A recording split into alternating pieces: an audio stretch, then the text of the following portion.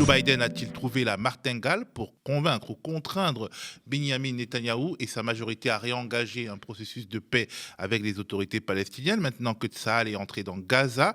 Poser cette question, n'est-ce pas caresser de vaines chimères dans une atmosphère de nettoyage ethnique programmé? Seuls 18% des Israéliens accordent du crédit au gouvernement de Netanyahou. 94% pensent que l'attaque du 7 octobre est un échec du gouvernement. Et la gestion des otages est aussi vivement critiquée. Alors que 200 Israéliens sont encore captifs du Hamas, l'État israélien a privilégié pendant plus d'un mois la stratégie de la destruction massive de la bande de Gaza et non la négociation pour la libération des otages. Les familles de victimes ont alors multiplié les manifestations, allant même devant la résidence de Netanyahou pour demander une vraie politique de libération des otages. Après 6 semaines de guerre, Israël et le Hamas ont enfin trouvé un accord sur le sort des otages. Cet accord permet la libération de 50 otages. En échange, 4 jours de cessez-le-feu et la libération de 150 prisonniers palestiniens. De la mer au Jourdain, il s'agit du territoire de la Palestine dite historique, situé entre le fleuve Jourdain à l'est et la mer Méditerranée à l'ouest. À partir de 1948, et ce que l'on nomme d'un côté la Nakba, de l'autre la fondation de l'État d'Israël, les Palestiniens n'ont pu vivre en liberté et dans la dignité sur ce territoire, mais aussi en dehors de celui-ci. Ils ont été chassés de leurs terres par les milices sionistes, puis par l'armée israélienne, et privés de leurs droits depuis. Je ne sais pas si vous êtes au courant, le 17 novembre, de ce qu'on a fêté, les 5 ans du cauchemar d'Emmanuel Macron. Les pauvres, les gilets jaunes. Alors, du coup, on va tous chanter ensemble pour leur anniversaire. Happy birthday, les pauvres. Happy birthday, les pauvres. Happy grosse inflation. Le nombre de bénéficiaires de l'association humanitaire créée par Coluche ne cesse d'augmenter. 1,3 million de personnes ont été aidées l'hiver dernier, contre un peu plus d'1 million l'année précédente. Ça fait 200 000 personnes de plus en un an. C'est ça, on l'a un peu dans le cul. Pour moi, c'est très important d'être là parce que mes convictions n'ont pas changé depuis 5 ans. Quand j'ai entendu parler du mouvement social Gilets jaunes, c'est quelque chose qui m'a tout de suite interpellé. La vie est difficile, pour un futur meilleur. Alors, au début, c'était le pouvoir d'achat. Et après, plein de choses se sont engendrées. Mais bon, voilà, pour un futur meilleur, un bien commun.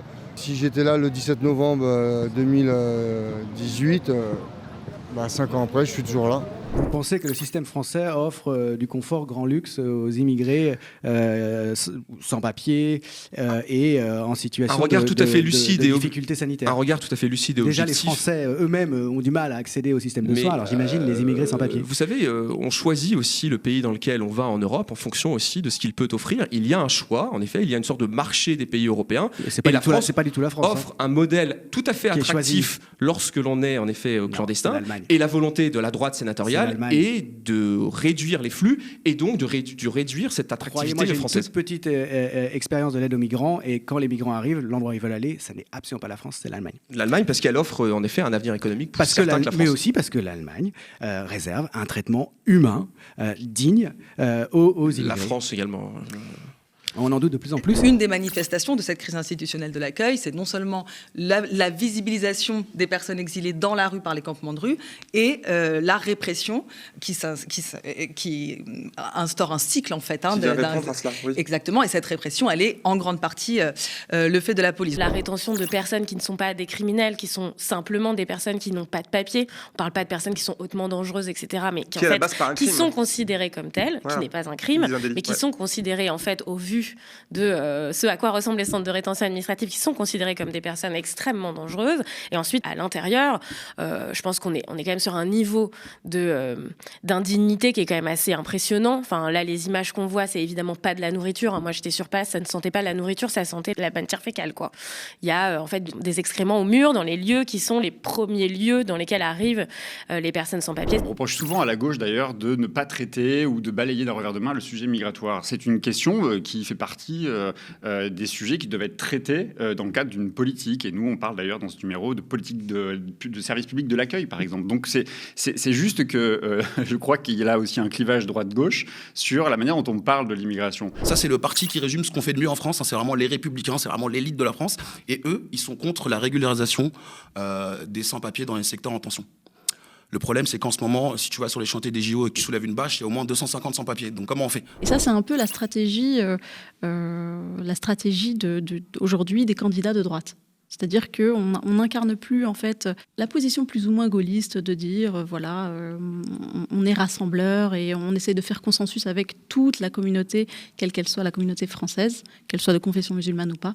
Là, on se désolidarise tout de suite des musulmans. Et je dis bien musulmans parce que c'est pas d'islamistes dont il est question, mais c'est clairement des musulmans. Le fait que Mourad ait sorti son téléphone, il n'ait pas été surpris des insultes de l'agresseur montre bien dans quel contexte on est actuellement, parce que pour lui, quelqu'un qui l'agresse et quelqu'un qui l'insulte de bougnoul ou de bourricot n'est pas surprenant aujourd'hui. Quand on tue un jeune des quartiers populaires, c'est comme si on tuait toute l'humanité, et c'est comme ça que les uns et les autres, vous devriez le penser et le vivre. Il y a quelques jours de cela, le policier qui a exécuté froidement Naël est ressorti après plusieurs demandes de remise en liberté. Nous, les fachos, nous voulons simplement vivre tranquille en respectant nos traditions. Le saucisson pinard, l'amour de la France, dénoncer des juifs, jeter des arabes dans la Seine. On voudrait juste discriminer en paix sans être discriminé pour ça. Attention, on est en majorité là. J'ai du courage, Nadia, j'ai du courage.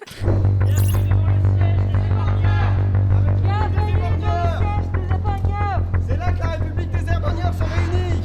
La République en marche, elle marche de le peuple. Ça fait 5 ans qu'ils éborgnent tout le monde. Les manifestants, les gilets jaunes, les gens dans les quartiers.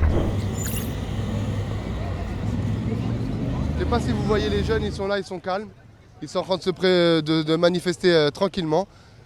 Tout au bout là-bas, il y a la police casquée qui commence à encercler tous les jeunes de tous les côtés. Et ça, et aussi là-bas, en fait, ce qu'ils sont en train de faire là, c'est ils sont en train d'encercler les jeunes, ils vont les pousser à aller un peu à droite, à gauche, créer un mouvement de panique pour justement charger les jeunes et nous faire passer pour des jeunes casseurs, que ça court partout, on casse partout, alors que c'est tout calme. Tant qu'il n'y aura pas un débat de fond, mais en partant de l'état des lieux objectif, des données académiques que nous avons sur le sujet, notamment le défenseur des droits, mais également les instances internationales qui pointent systématiquement du doigt justement le caractère systémique des violences policières. Si en France, nous ne l'avons pas ce débat, eh bien, nous aurons systématiquement des espèces de redites de l'histoire. En 2005, on avait eu les révoltes suite à la mort de Ziad Ebouna. Je rappelle qu'on est à 40 ans de la marche pour l'égalité et c'était suite également au meurtre d'un jeune racisé des quartiers populaires. Et je ne comprends pas en fait cette volonté politique de ne pas porter ce sujet, puisqu'en réalité, ça favoriserait la cohésion sociale. L'histoire de Naël, l'histoire de Souel, l'histoire d'Adama, l'histoire de Malik Oussekine, c'est la vôtre, c'est la nôtre, c'est l'histoire de la France. Mais on peut conjurer le sort, on peut construire une autre histoire. Le futur, il est aussi dans vos mains. La Macronie qui a détricoté les droits sociaux des Français en leur faisant miroiter un chemin victorieux vers le plein emploi est contrariée par la reprise à la hausse du chômage au 3e trimestre 2023 avec un taux de personnes inscrites à Pôle emploi sans activité qui atteint les 7,3%. Si le chômage persiste, c'est la faute à notre modèle social. Son message est clair. Au boulot, flemmard, de chômeurs de plus de 55 ans, même si vous ne trouvez pas de boulot, au boulot quand même, sinon, quick, on vous coupe tout. Macron s'est engagé à avoir un chômage à 5%. On va dire que c'est une des statistiques qu'il veut laisser une fois qu'il aura fini son quinquennat en disant voilà, j'ai pris la France avec un taux de chômage à je ne sais pas quand 9%, j'arrive, je finis, il sera à 5%. La vraie question, c'est comment on fait pour aujourd'hui ne pas avoir de croissance et un taux de chômage à 5%. On sait très bien comment on va faire. On va faire en sorte de sortir des chômeurs de la statistique du chômage, donc de les radier. Et c'est pour ça que vous avez Bruno Le Maire qui dit que le modèle social c'est un problème et qui dit qu'il faut faire une autre réforme de l'assurance chômage parce que le but c'est de radier de plus en plus de gens parce que vous ne pouvez pas créer des emplois, donc autant les sortir de la statistique du chômage. Que vont-ils faire après ? C'est pas la question, mais en même temps ils seront plus comptabilisés comme chômeurs, ce qui est une bonne chose pour la statistique. Prenez les urnes !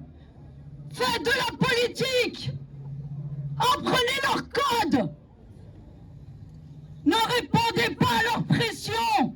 Ils vous enjoignent à être ce qu'ils ont envie que vous soyez!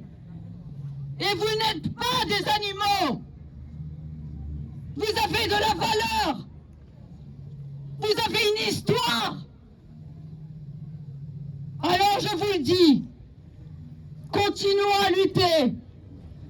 Nous ne ferons pas ce qu'ils attendent de nous.